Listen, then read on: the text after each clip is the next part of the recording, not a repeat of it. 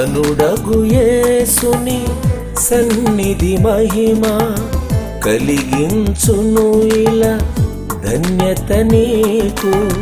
ఘనుడగు యేసుని సన్నిధి మహిమ కలిగించును ఇలా ధన్యత నీకు. అనుభవించుము నేడే ప్రభు యేసుని సన్నిధి మహిమా, సన్నిధి మహిమా. ప్రభునందు ప్రియమైన దేవుని ప్రియ విశ్వాసులారా, సన్నిధి మహిమ అను కార్యక్రమమును వీక్షిస్తున్న ప్రియ విశ్వాసులకును నా హృదయపూర్వక వందన మరణాతలు. అనేక మంది శిలువ ధ్యానాలలో ఉండి యేసుక్రీస్తు ప్రభు యొక్క పునరుత్థాన విజయమును పొందుకున్న విశ్వాస జీవితంలో ఉన్నటువంటి ప్రియ విశ్వాసులకు పునరుత్థాన బలమును పొందుకున్న విశ్వాసులకు మా హృదయపూర్వక వందన మరణాతలు. బ్రదరా, ఈ పునరుత్థాన విషయంలో అనేక మంది అనేక విజయాలను పొందినట్లుగా మన జీవితంలో చూడగలుగుతూ ఉన్నాం. అయితే యేసుక్రీస్తు ప్రభువారు పొందినటువంటి విజయాలలో మన జీవితంలో కూడా ఆయన ప్రభావం వల్ల విజయం సాధించినటువంటి అనేక మంది బిడ్డలను మనం చూడగలుగుతూ ఉన్నాం. దేవుని లేఖనములో వాక్యమును మనం పరిశీలించినట్లయితే యోహాను సువార్త 11వ అధ్యాయము 25వ వచనములో యేసు క్రీస్తు ప్రభువారు ఈ విధముగా మాట్లాడటం మనం చూడగలుగుతూ ఉన్నాం. అందుకు యేసు, పునరుత్థానమును జీవమును నేనే, నాయందు విశ్వాసముంచువాడు చనిపోయినను బ్రతుకును, బ్రతికి నాయందు విశ్వాసముంచు ప్రతివాడును ఎన్నటికి చనిపోవడం. ఈ వాక్యంలో మనం ధ్యానించినట్లయితే చిన్ని ప్రార్థన మనం చేసుకొని ధ్యానం చేద్దాం. కళ్ళు మూసుకొనండి, తలలో ఉంచండి. ప్రార్థన. మహా పరిశుద్ధుడా, వందనాలు, స్తోత్రాలు.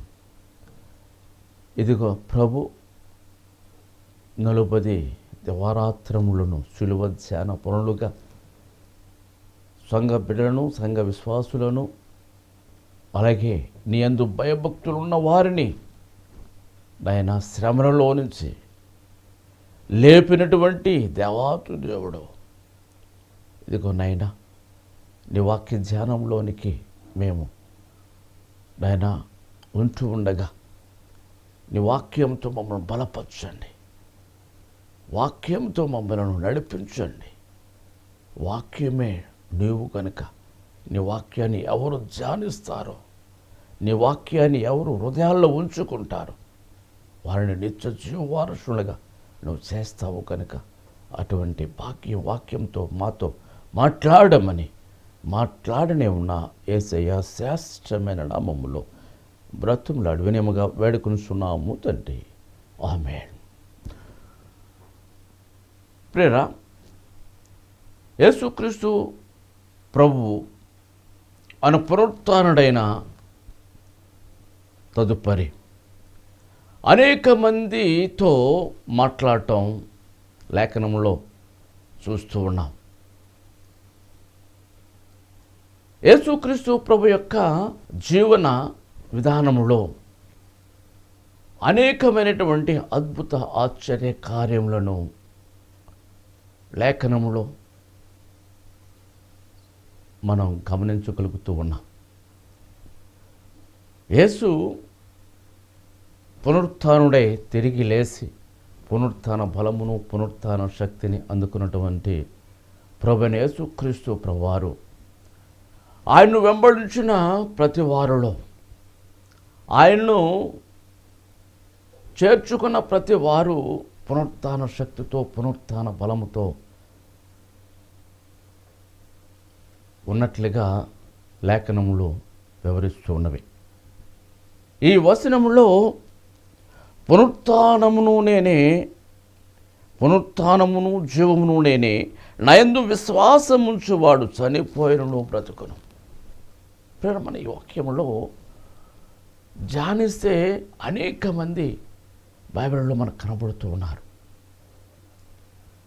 ఆయన చెప్పిన మాట, ఆయన మార్గంలో మనం నడిచినట్లయితే అనేక మంది పునరుత్థాన జీవంలో నడిచినట్లుగా మనం చూడగలుగుతున్నాం. యేసు ప్రభువే కాదు, ఆయన సమాధిని గెలిచినప్పుడు, ఆయన సమాధిలో నుంచి బయటకు వచ్చినప్పుడు మొట్టమొదటిగా మగ్దలేని మరియకు కనబడి మాట్లాడటం, ఆమెలో ఉన్నటువంటి గొప్ప జీవమును మనం చూడగలుగుతూ ఉన్నాం. అలాగే శిష్యుల్లో కూడా ఇంకా ఆయన లేడు అనుకున్న శిష్యుల్లో ఆశ్చర్యముగా మనం చూడగలుగుతూ ఉంటాం. తోమా అయితే నేను నమ్మను అన్నాడు. తోమ జీవితంలో అనేక అద్భుతాలు కనబడుతూ ఉన్నాయి. యేసుక్రీస్తు ప్రభువారు జీవితంలో అనేకమైనటువంటి సత్యములు కనబడుతూ ఉన్నవి. అలాగే అమ్మాయి శిష్యులలో ఇద్దరు వెళుతూ ఉన్నప్పుడు వారితో కూడా నడిచి వెళుతూ ఉన్నట్లుగా లేఖనములు కనిపిస్తూ ఉన్నాం. అమ్మాయి శిష్యులు మనం గమనించినట్లే దేవుడు మనతో కూడా ఉన్నాడు.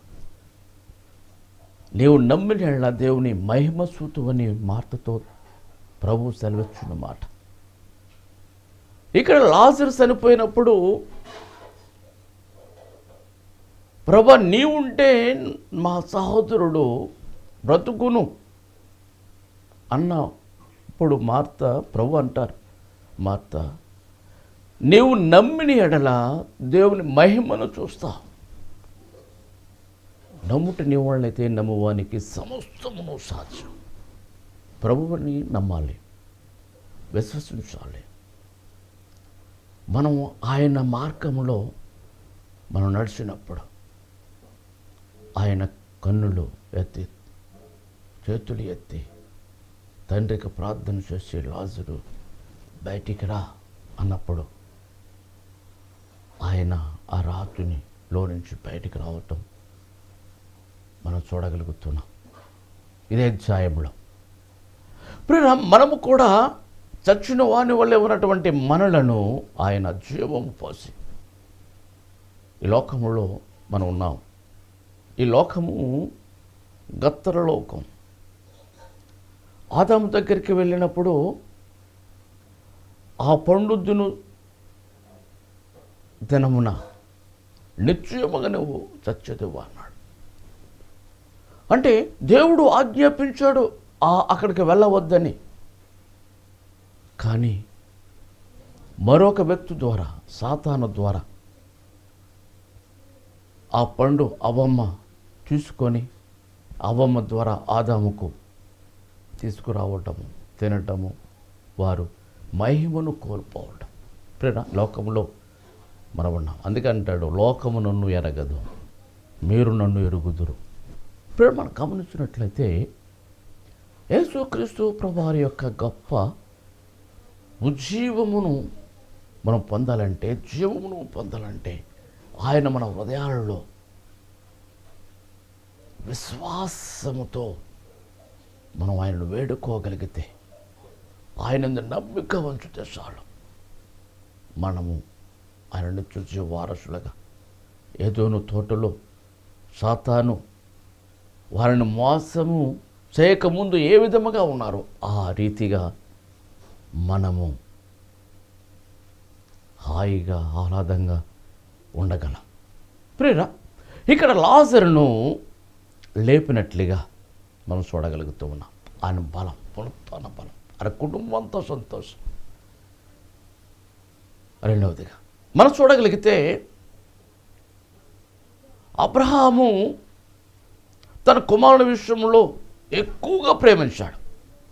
మనం కూడా ఈ దేనిని ఎక్కువగా ప్రేమిస్తావో అది దేవుడు తీసుకుంటాడు. నువ్వు ఏది ఎక్కువగా ప్రేమిస్తావు, నువ్వు ఎవరిని ఎక్కువగా ప్రేమిస్తావో అది నీకు దక్కకుండా పోతుంది. అబ్రహాము కుమారుని ఎక్కువగా ప్రేమించాడు కనుక కుమారుని నాకేమన్నాడు. అయినా కానీ ఇవ్వటానికి వెనుతీయలేదు. ప్రేమ మనం కూడా ఆయనకి ఇవ్వటానికి వెనుతీయకుండా మనం ఉన్నప్పుడు మనకు దేవుడు ఎన్నో బ్లెస్సింగ్స్, ఎన్నో గొప్ప గొప్ప తలాంతులు దేవుడు మనకి ఇస్తూ ఉంటాడు. వెనుతీయకుండా ఉండాలి. ఆయన అడిగిన వెంటనే చిత్తము ప్రభువా అని వెంటనే తీసుకుని వెళ్ళాడు. ఆ మోరియా కొండలలో ఒక కొండ మీద ఆయనను బలి ఇవ్వటానికి సిద్ధపడ్డాడు. కానీ దేవుడు ఆయన ఇవ్వటం చూసి, సమర్పించుకోవడం చూసి అన్నాడు, అబ్రహామా ఆగు, ఒక్కగానే ఒక కుమారుడు నాకు ఇవ్వటానికి నీవు వెను తీయలేదు గనుక నీ భక్తికి మెచ్చాను. చూసారా, నీవు కూడా దేవునిలో కొనసాగుతూ ఉండే, దేవుని కొరకు నువ్వు వెను తీయకుండా నువ్వు వెళ్ళినట్లయితే, ఎన్ని శ్రమలు వచ్చినా ఎన్ని ఇబ్బందులు వచ్చినా వెను తిరగకుండా నువ్వు ఉండగలిగితే విజయం నీదే. నీ విశ్వాస జీవితంలో దేవుని పట్ల వెనుతిరుగుతున్నావేమో, దేవుని కార్యాల్లో వెనుతిరుగుతూ ఉన్నావేమో, దేవుని పని చేయటంలో వెనుతిరుగుతూ ఉన్నావేమో. ప్రేమ మనం గమనించినట్లయితే దేవుని కొరకు నీవు వెనుతిరగకుండా ముందుకు సాగిపోతే అబ్రాహాం జీవితంలో అబ్రాహాము కుమారుడు విషయం ఎటువంటి విజయమును సాధించాడో అటువంటి విజయము నీ జీవితంలో ఉంటుంది. ఇదే మూడవదిగా, మొదటగా యేసుక్రీస్తు ప్రభు చనిపోయి తిరిగి లేచిన విధానాన్ని బట్టి, రెండవదిగా లాజరును బ్రతికించిన రీతిని బట్టి, మూడవదిగా అబ్రహాము కుమారుడు ఇస్సాకును ఆయన సజీవముగా లేపినటువంటి విజయాన్ని బట్టి మనం గమనిస్తూ ఉన్నాం లేఖనములో అనేక విధాలుగా. ఇక నాలుగవదిగా మనం చూడగలిగితే ప్రేర దోర్కా అపొస్తలుల కార్యములో 9వ అధ్యాయం 36 నుంచి 41 వరకు మనం చదివినట్లయితే, యేసు ప్రభు శిష్యుల్లో పేతురు గారు ప్రాముఖ్యమైనటువంటి సంగతిని మనం చూడగలుగుతూ ఉన్నాం. మరియు ఉప్పేలో తబితాను ఒక శిష్యురాలు ఉండను, ఆమెకు భాషాంతరం దోర్కా అని పేరు. దోర్కా అనగా లేడీ, అంటే చాలా హుషారైనటువంటి ఆమె. అయితే ఆమె సత్క్రియలను ధర్మకార్యమును బాహుగా చేసి ఉండెను. ఆమె సత్కార్యములను అంటే మంచి కార్యములను మనం గమనించినట్లయితే, మన జీవితంలో ఒక మంచి పనులు మన జీవితంలో చేసినట్లయితే అది ఎప్పటికైనా మన జీవితంలో ఉపయోగపడుతుంది. ఒక మంచి కార్యం, ఈ మంచి కార్యము దేవుని కొరకు సత్క్రియలు, ధర్మకార్యములు. అందుకే కొర్నేలి ధర్మకార్యములు, నీ ధర్మకార్యములు దేవుని సన్నిధికి చేరి ఉన్నవి అని దేవుని దూత అతని ప్రార్థనా సమయంలో పగటి 3 గంటల సమయంలో దూత వచ్చి మాట్లాడటం మనం చూడగలుగుతూ ఉన్నాం. ప్రియుడు, మనం గమనించినట్లయితే నీవు నీ సంఘంలో సత్క్రియ ఏమిటి? క్రియ లేని విశ్వాసి మృతం. నువ్వు దేవుని నమ్ముకున్నా నువ్వు క్రియ లేకపోతే వృధా. అది జీవము లేనటువంటి బ్రతుకు. కనుక ప్రియుడు, మనం గమనించినట్లయితే నువ్వు క్రియలు కనబరుచుకొని విశ్వాసిగా ఉండాలి. క్రియ అనగానే పని. ఆ పని దేవుని కొరకు. ఎంత కష్టమైనా, ఎంత ఇబ్బంది అయినా నీవు దేవుని కొరకు పాటుపడితే దేవుడు నీ క్రియను బట్టి, నీ ధర్మకార్యమును బట్టి, సత్క్రియను బట్టి దేవుడు నీకు ప్రతిఫలం ఇస్తాడు. వాని క్రియల వలన వానికి ఇవ్వబడిన జీవితము నా యొద్ద ఉన్నది అంటున్నాడు. ప్రేమ మన యొక్క క్రియను బట్టి, మాటలను బట్టి, ప్రవర్తన బట్టి మన యొక్క జీవితమును ఆధారపడి ఉన్నటువంటి వారిగా మనం ఉన్నాం. ఇక్కడ ఈమె కాయిలా పడినా కానీ చనిపోయినా కానీ దాన్ని శుభ్రం చేసి ఒక మేడ గదిలో ఉంచారు. ఒక యాజకుడైనటువంటి పేతురును పిలిచారు. అందరూ తన యొక్క స్నేహితురాళ్ళందరూ ఆమె చేసినటువంటి పనిని వివరిస్తూ ఉన్నారు. అయితే అందరినీ ఆయన బయటికి పంపి ఆయన ఆ మేడ గదిలోనికి వెళ్ళి ప్రార్థన చేస్తూ ఉన్నాడు. దేవునికి మొరపెడుతూ ఉన్నారు. పరమ తండ్రికి మొరపెడుతున్నాడు. ఇర్మీయా భక్తుడితో తన రాజ్యం కొరకు, తన ప్రజల కొరకు మాట్లాడినటువంటి మాట 33 ఇర్మీయా 33:3 నీవు నాకు మొరపెట్టుము, నేను నీకు ఉత్తరం ఇచ్చుదును అన్నాడు. ప్రేర మనం దేవునికి మొరపెట్టి బిడ్డముగా ఉండాలి. ఎప్పుడైతే దేవుని కొరకు ప్రాధేయపడ్డాడు, ఆమె లేఖనంలో మనం చూస్తే 40వ వచనం, అపొస్తలుల కార్యం 9వ అధ్యాయం 40వ వచనంలో పేతురు అందరిని వెలుపలికి పంపి మోకాలు ప్రార్థన చేసి శవం వైపు తిరిగి తబుతా లమ్మనగానే ఆమె కన్నులు తెరచి పేతురును చూసి లేచి కూర్చున్నను. అతడు ఆమెను చెయ్యి ఇచ్చి లేవనెత్తి పరిశుద్ధులకును విధవరాండ్రును పిలిచి ఆమెను సజీవురాలుగా వారికి సజీవురాలుగా ఆమె చూసినటువంటి క్రియాఫలితం, నువ్వు చేసినటువంటి క్రియ వలన దేవుడు దానిని బట్టి నిన్ను జీవంలోనికి నడిపించే వాడిగా. ఇక్కడ మొదటిగా ప్రభువుని మనం చూడగలుగుతున్నాం. రెండవదిగా లాజరును ప్రభువు లేపిన సంగతిని సమాధిలో నుంచి చూడగలుగుతున్నాం. మూడవదిగా ఇస్సాకును మనం చూడగలుగుతూ ఉన్నాం. నాలుగవదిగా దోర్కా అనగా తబితాను ఆమె చేసినటువంటి ధర్మ కార్యమును బట్టి పునరుత్థాన శక్తిని, పునరుత్థాన బలముతో నయందు జీవించేవాడు అన్నిటికీ నేను చనిపోవడం, ప్రభువులో జీవించేవారు, ప్రభు కొరకు పాటుపడేవారు. ప్రేమ మనం గమనించినట్లయితే ఇక ఐదవదిగా మనం చూడగలిగితే పౌలు గారు ఆయన యొక్క సేవాభారములో అన్య జీవితంలో నుంచి దేవునిలోనికి వచ్చిన తరువాత తమ దుష్టత్వమును తీసివేసుకొని ప్రభు కొరకు ఒక సాధనముగా పౌలు గారి జీవితంలో అనేకమైనటువంటి పత్రికలు, ఆ పత్రిక పాఠంలో మనం చూడగలుగుతూ ఉన్నాం. ఇక్కడ ఐతకు కొరకు పౌలు గారు ప్రార్థన చేసినప్పుడు ఆయనలో విజయమును మనం చూసినట్లయితే అపొస్తలుల కార్యం 20వ అధ్యాయం 7-12 వరకు మనం చూడగలిగితే దేవుని యొక్క మాటల్లో అతడు చాలాసేపు ప్రసంగం చేస్తూ ఉన్న సమయంలో ఆయన ఒక పెట్టగోడ 3 అంతస్తులు ఒక పెట్టగోడ మీద కూర్చుని బోధ వింటూ ఉన్నాడు. చాలామంది బోధలు వింటూ ఉన్న సమయంలో అనేక మంది అక్కడ కూర్చుని వింటూ ఉంటారు. ప్రేరా ఆయన నిద్ర మత్తు రావటంతో పై 3వ అంతస్తు నుంచి ఆ నిద్రావస్థలో పడిపోయాడు. ప్రేర చాలామంది మత్తులుగా ఉండి పడిపోయిన వారు చాలామంది ఉంటారు. అనేక మత్తులు, సిగరెట్ ఒక మత్తు, త్రాగుడు ఒక మత్తు, బద్ధకం ఒక మత్తు. ప్రేర ఈ లోకంలో అనేకమైనటువంటి మత్తులు మనకు కనబడుతూ ఉన్నవి. అయితే దేవునిలో మెలకువగా ఉండడి ప్రియులారా అని దైవజనుడు పాడినటువంటి పాటలో మనం చూడగలుగుతున్నాం. అనుక్షణం ఈనాడు రోడ్డు మీద వెళ్తుంటే మళ్ళా తిరిగి వచ్చేంత వరకు చాలా భయంగా ఉంది.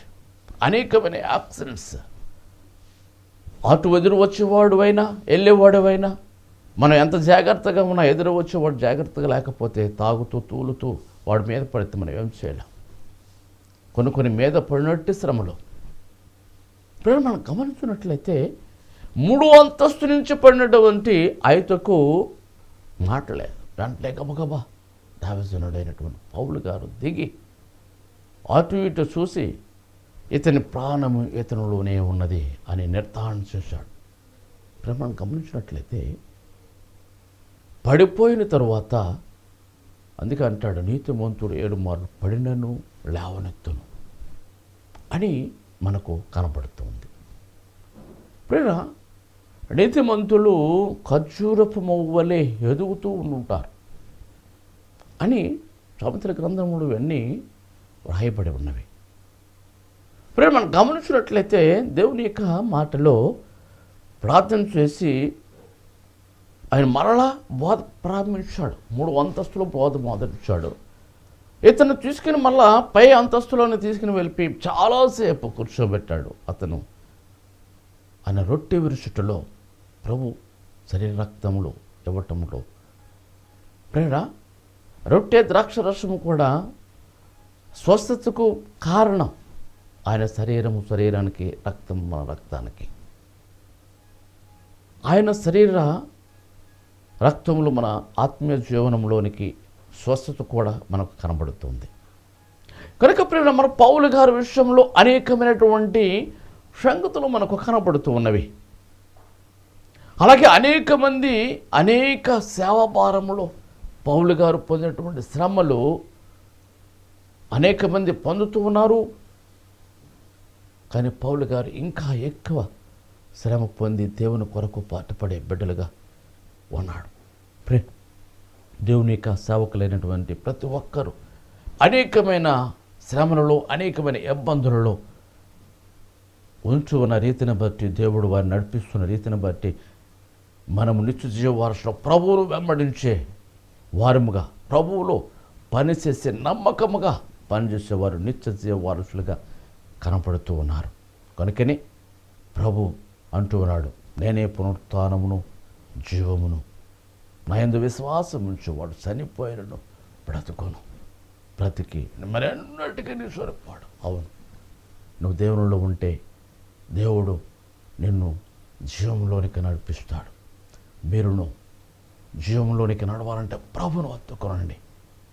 ప్రభును హత్తుకొని మీ జీవితంలో దేవుడు చేసిన గొప్ప మేలును ఆయన కృతజ్ఞతాస్తుతులతో చెల్లించి ధన్యత దేవుడు మీకు అందరికీ దయచేయును గాక. ఆమేన్. చిన్న ప్రార్థన చేద్దాం. తలలు వంచండి, కళ్ళు మూసుకోండి. మహాపరిశుద్ధుడా, వందనాలు, స్తోత్రాలు. ఇదిగో నాయన విలుస్తున్న నీ బిడ్డలు నైనా ప్రార్థన విజ్ఞాపనలతో నైనా 5 మాటలు నైనా నీవు లోకంలోకి ఎన్నో శ్రమలతో వచ్చా, ఎన్ని శ్రమలు పొందిన మానవుల కొరకు ఉపయోగపడ్డ రక్షణ కొరకు అనేక మందికి రక్షణ ఇచ్చా. ఆయన ఉపకారం చేసిన వాళ్ళు ప్రభుని లేపాడు. ప్రభు కుడిపార్శ్వన కూర్చున్న ఎవరైతే నైనా ఉపకారులుగా ఉంటారో, సత్క్రియలతో ఉంటారో, వారిని నీవు లేవనెత్తుతూ ఉన్నావు. ఇదిగో ప్రభు విలుస్తున్నటువంటి బిడ్డలకు నైనా ఎటువంటి పరిస్థితుల్లో ఈ లోకంలో ఉన్నాము కనుక లోకాసులు కాకుండా నైనా తల నుంచి అరికాల వరకు సమస్త బలహీనతలను నైనా నీ చేతులకు అప్పచెప్తూ ఉన్నాం. పరిశుద్ధాత్మునిగా నైనా నీవు యేసును లేపినటువంటి ప్రభావమును, అలాగే లాజరును లేపినటువంటి శక్తి, నైనా ఇసాకును నైనా నీవు కలిగినటువంటి గొప్ప శక్తిని బట్టి దొర్కాను పేతురు ప్రార్థన చేయగా నీ ప్రభావమును నీ పరిశుద్ధాత్మ ద్వారా వచ్చి ఉన్నదో. ఇదిగో నేను వింటున్న నీ బిడ్డలు నైనా ప్రతి ఒక్కరిని నైనా తలనుసారి కలవరకున్న సమస్త అవయములన్నిటినీ నైనా నీవు ముట్టండి, స్వస్థపరచండి. నైనా నీవు గొప్ప ప్రభావము కలిగిన వాడు.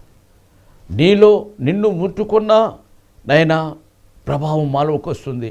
నీవు ముట్టుకున్నా నీ ప్రభావం మాలోకి వస్తుంది. నువ్వు ప్రభావము కలిగినటువంటి వాడు నైనా. ఇదిగో ఏదోను తోటలో నీ మహిమను పోగొట్టుకున్న ఆదాము అవల కాకుండా నీ మహిమతో కూడినటువంటి బిడ్డలమ్మగా మమ్మల్ని తీర్చిదిద్ది సమస్తమును మమ్మలను సజీవులుగా ఉండే ధన్యతను మాకు దయచేయమని ఇదిగో నీ ప్రియ బిడ్డల్లో ప్రతి ఒక్కరిని సజీవులుగా ఉంచమని తల నుంచి అరికాల వరకు ఉన్న సమస్త బలహీనతలను నీ చేతులు కప్పకుంటూ మీరే మొట్టి స్వస్థపరచమని ఆయన ఈ వర్తమానం విలుస్తున్న ప్రతి బిడ్డలో నీ సజీవమును నీ జీవమును ఉంచమని యేసయ్య శ్రేష్టమైన నామములో బ్రతుములాడి వినయముగా వేడుకుంటున్నాము తండ్రి. ఆమేన్, ఆమేన్, ఆమేన్. మరణాత మీ యొక్క ప్రార్థనా అవసరతలకు మమ్మును సంప్రదించవలసిన చిరునామా reverend M Raj Dayakar, door number 2-401, Netaji Nagar, Saint an school వెనుక వీధి, రాజమండ్రి. మమ్మును సంప్రదించవలసిన ఫోన్ నంబర్లు 9885177752 మరియు 9491291754.